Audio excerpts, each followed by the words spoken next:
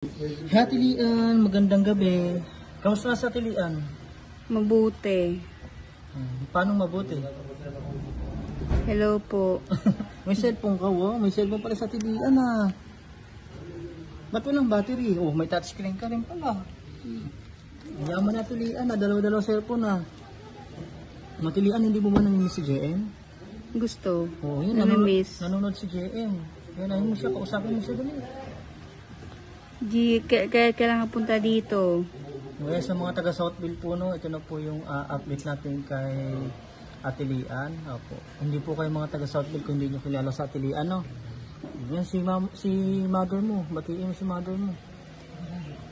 Kailangan punta dito. Namimiss na ba sa Southville? Oo. Ayun, minsan papasyal tayo doon, no? Ay, pumasyal ka na ata doon, eh. Hindi pa. Ay, hindi pa? Malay mo, sa isang araw o kasi makalawa, makapasyal tayo doon, no? Nakakatuwa po sa Atilian, no? Ang laki na po na pinagbago mga kababayan, lalo po sa mga taga Southville, no? Ayan, i-compare niyo po siya doon sa nakita natin siya sa Cavite. Tapos ngayon, talagang ang laki na ng pinagbago ni Atilian. At sana, no, tuloy-tuloy ng pagaling ng Atilian, no? Nagtitik na rin po ito ng gamot sa Atilian, no? At every month may check-up po ito sila. At ang alam ko bukas may check-up po ulit sila, no? Kasama na po si Durayday. Lian, batiin mo yung mga taga Southville, namimiss ka na nila. Oo, kumusta? Sino ba yung namimiss mo sa Southville? Si Ate Candy.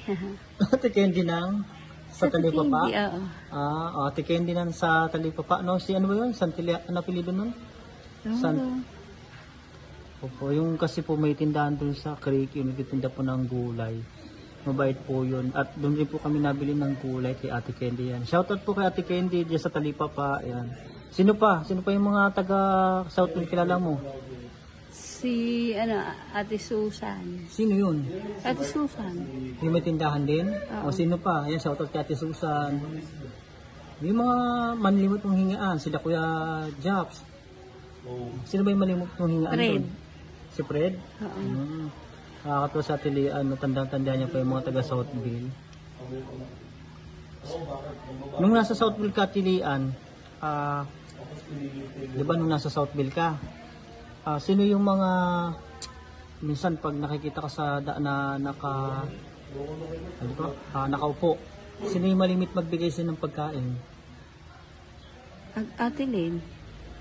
Ate Len? Ano bang block niyo? 19. 19 lot? 27. Oh, tanda niya, oh. Opo, taga Southville pa kasi ito si Atilian, no? Doon po sa amin. At nawala po ng more than 3 years during pandemic. At hinanap po talaga to ng kanyang pamilya. At may nakapagsabi nga po na nasa Lucena to hanggang mapunta sa Batangas. At ayun na nga po, dahil po sa vlog ni Raymond Agos, isa rin po natin kasama sa pag-vlog, no? Isa rin po charity vlogger. Kinontak niya po si Sir Bench, tapos kasi nakita namin itong video niya doon sa post niya, nakakilala nga namin ito sa Tilian. At ayun nga po, at hinanap namin siya sa Cavite. Ang alam ko sa Dasma ata namin ito nakita si Atilian, eh. Una, ayaw niya pang sumama kasi nga, pero kilala niya ako. Kasi yung nakita niya ako, tinawag niya nga po ako, eh. Kaya nakakatuwa kasi yung pinipilit namin siya ayaw. Siguro 1 oras kami mahigit na nakikipag-negotiation kay Ate Lian para lang sumama, no? Nakatandaan mo yun? Oo. Bakit pa na-convince ka namin na sumama? Natakot ka sa barangay, no? Oo. Doon sa mga... Natakot mo kasi sa barangay, akala ko kunin siya, kaya kaya sumama sa amin. At kung napanood po yung video yun, 1 million views po yung kay Sir Bench, no? At nag-viral po talaga sa kanya si Lian. At nakakatuwa kasi more than 3 years yan, natagpuan uli ng kanyang pamilya si Ate Lian. At talagang nakakatuwa dahil yung anak niya rin po nag-PM po kay Sir Bench na sana matulungan yung mama niya kasi walang-wala din po talaga, nag-aaral pa yung bata. At hirap din po talaga sa hirap ng kanyang pamilya.